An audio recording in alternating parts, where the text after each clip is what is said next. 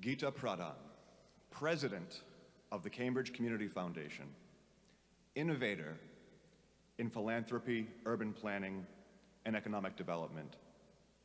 You, Geeta Pradhan, are a civic leader who has championed countless nonprofit initiatives that have strengthened our communities in and around Boston.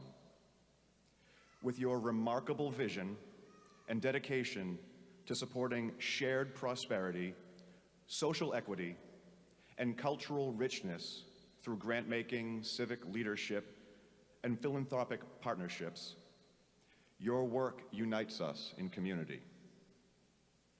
Your extraordinary leadership in your field has imparted notable social impact and change. In recognition of your change-making leadership and dedication to growing the nonprofit ecosystem at each turn, the trustees of Lesley University are honored and pleased to confer upon you, Geeta Pradhan, the honorary degree of Doctor of Humane Letters.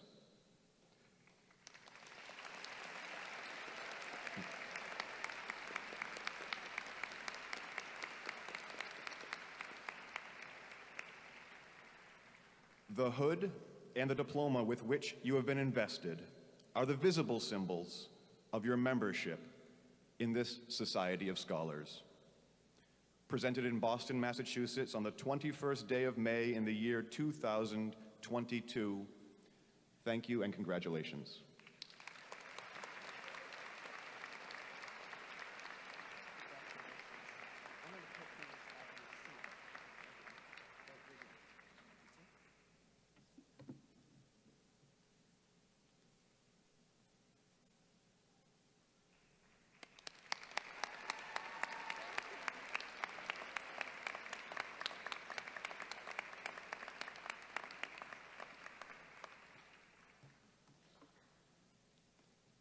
Thank you, President Steinmeier, Board of Trustees, honorable faculty for this amazing honor.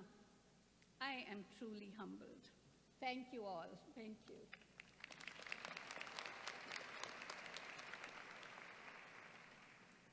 I want to take this moment to remember 3 people who helped me become who I am today: my parents and my dear husband.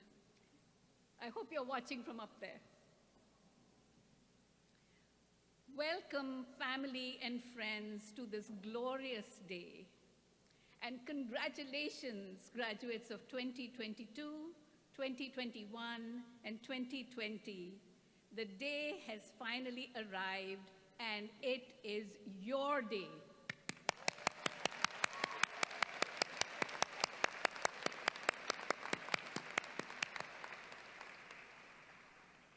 Being here to celebrate you is a great honor for someone like me.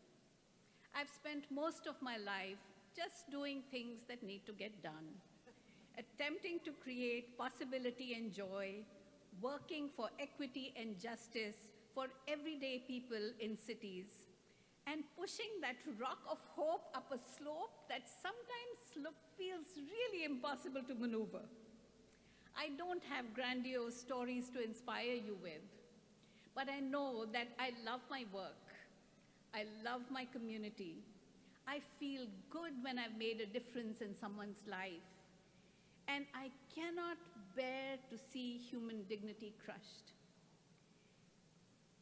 These are ordinary feelings that we all have, and they hold the kernels of our passion and our values. As I look at what Lesley stands for and what you as graduates of Lesley have chosen as a path for yourselves, I am truly grateful for this unique opportunity to share what shaped my dreams, inspired my journey, and honed me for who I am today. I grew up in a middle-class household in India and was the youngest of 4 children. I always had a very active imagination. And when we were little, my sisters, my brother, and I got a quarter each Friday for pocket money. While the others spent theirs on fun and candy, I planted my quarter in the ground. Yes, I literally planted it, I watered it, imagining that a money tree would grow and blossom, and with that, I would do all kinds of things. Well, winter came, I forgot about it, years passed, and the memory faded. A few years ago, my family was sitting together recounting stories of our childhood, and I mentioned the money tree. My brother and sister looked at each other and burst out laughing. First, I thought they were laughing at my naivete, but I soon realized that the two of them had conspired against me. You see, the moment I buried my quarter in the ground, they would go dig it up and split it between the two of them.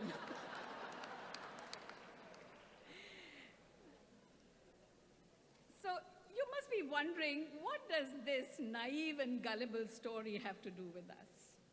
Well, to me, this story speaks about the power of imagined possibilities. The hope that I carried that when my money tree grew, I could do all kinds of things with it.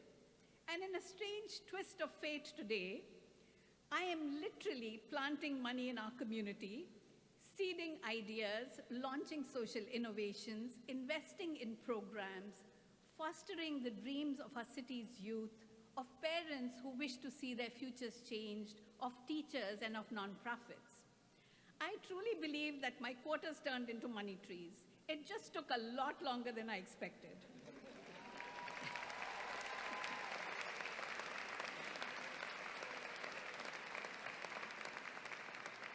All possibilities grow out of dreams. The possibility of a dream coming true is what makes life interesting. So I would suggest, look back at your dreams, the ones you had when you were younger, and see if you can find a thread that connects you with who you are today or who you aspire to be. Dreams are powerful.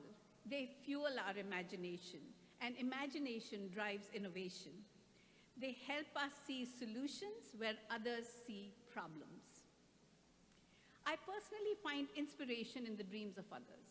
A great joy of my job is to see the dreams of other people come to life. Here are two simple but very powerful ideas that I found moving and that made me feel connected with the world. I love this one. 3 friends, Lonell Wells, Jesse Castillo, and Sean West, were deeply affected by the murder of George Floyd. Feeling helpless, they wanted to move beyond protest and do something to heal their community. They were good with their hands, and working with what they had, they did what was in their power. So they started refurbishing bikes, donated bikes, and giving them away for free. To the kid who doesn't have a bike to ride with her friends, the ex-con who got a job but doesn't have the money for transportation. That simple idea has become Cambridge Bike Give Back. Such a small gesture, a free bike, can spread joy or improve someone's chances in life. The other is a story that not only touched my heart, but also that of many people in Cambridge. Imagine being a 10-year-old and being upset by the bullying and trauma you see around you during the pandemic. Young Aviana proposed a simple idea to her school: to give kids a safe place to share their stories and have fun. Her program, Heart Junior, uses peer-led circles to deal with social-emotional healing. Now, where does a 10-year-old find that kind of compassion and imagination? I have heard Aviana speak about her passion, and I feel that if a 10-year-old can do this, so can all of us. These stories about ordinary people doing extraordinary things share 3 things: passion, compassion, and grit. And I would guess those are qualities that you all are clearly familiar with. I don't know of a better institution than Lesley University to produce a class of graduates prepared to take on the world's challenges.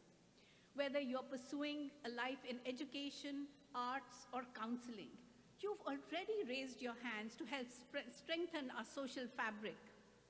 And you've pursued your journeys through the toughest of circumstances amidst a global pandemic and the most divisive times that you will likely see in your lives. The fact that you are here today poised to step up, gives me great faith in our future, for our communities and for the world.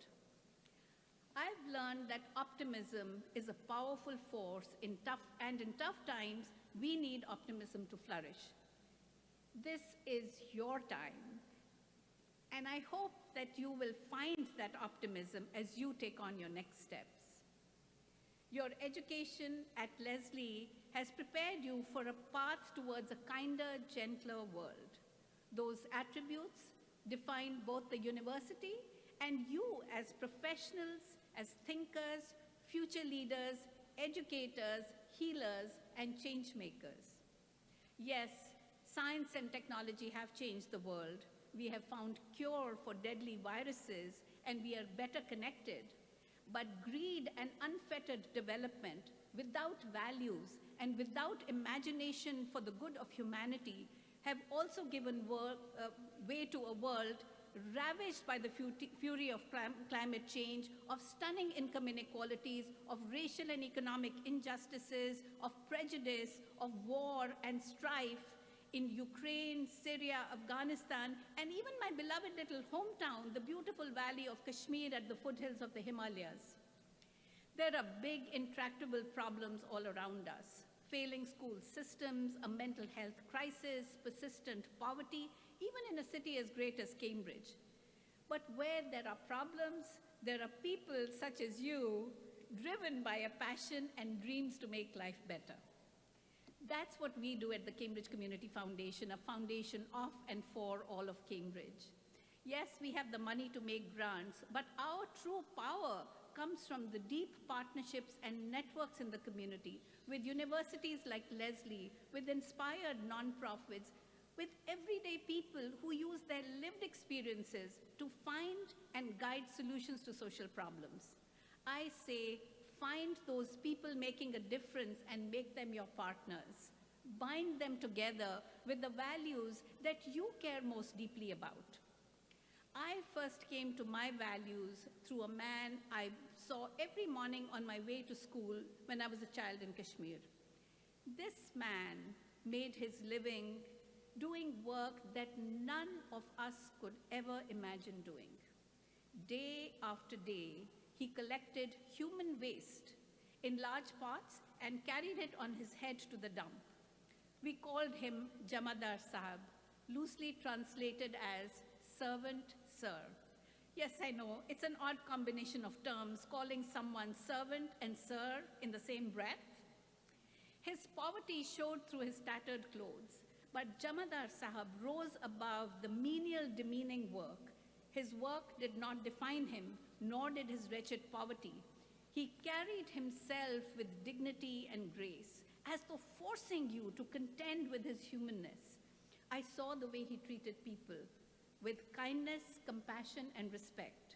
His humanity stripped away the differences, forcing others to recognize the dignity that inherently defines us as human beings. Jamadar Sahab left an indelible impression on me. More than 50 years later, the memory of his kind, brown, gentle eyes and the respect he commanded still guide me. What I learned from him pushes me, challenges me. It is my guiding light. He taught me the importance of dignity, the intrinsic individual human value in which are embedded principles of respect, justice, integrity, authenticity.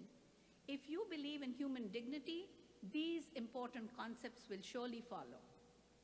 He taught me empathy, the ability to shift my perspective from an observer to one experiencing the situation. Getting into his shoes to understand that the lack of money or his demeaning profession did not define him. The empathy I gained from that experience forever changed the way I look at poverty, as well as the power of wealth versus the power of goodness.